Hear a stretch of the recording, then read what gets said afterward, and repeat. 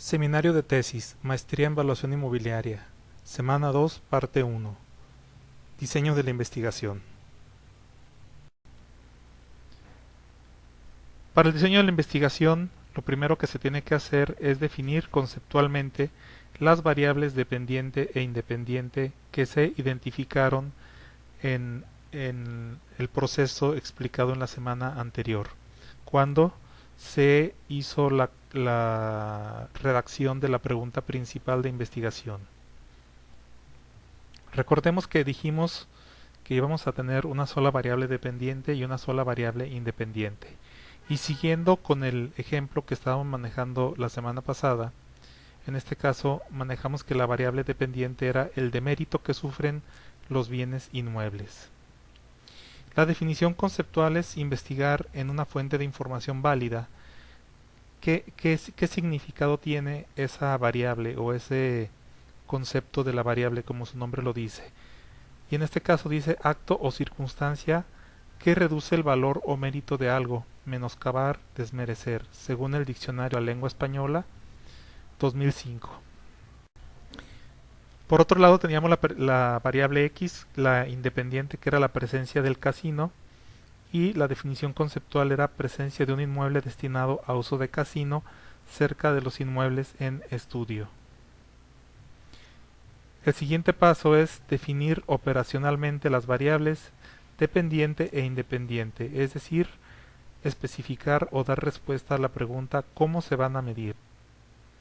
Por ejemplo, tenemos la variable Y, la variable dependiente, que es el demérito que sufren los bienes inmuebles, y en este caso nosotros podemos medir, según nuestros conocimientos de evaluación, pues el demérito en función del valor o en función de esa deseabilidad que tenga la gente, los propietarios por una parte, la gente que vive allí, y por otra parte la gente que vive fuera de ese lugar. Por lo tanto, la deseabilidad, como aquí lo estamos especificando, la deseabilidad es uno de los principales factores que le dan valor a algo, según la evaluación inmobiliaria.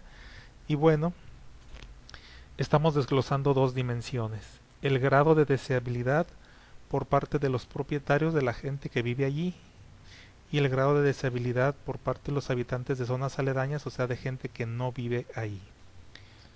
Presentando en formato de Man Manager lo que estamos trabajando, en este caso tenemos aquí la variable, su definición conceptual, las dimensiones que hemos definido, que son dos: la deseabilidad por parte de los propietarios y de los habitantes de zonas aledañas, y cada dimensión en desglosarla en indicadores. En este caso se creyó conveniente solamente dos indicadores. Indicador 1, que son problemas que se han percibido por la cercanía de los casinos por parte de los propietarios y la actitud de los propietarios hacia sus mismas viviendas.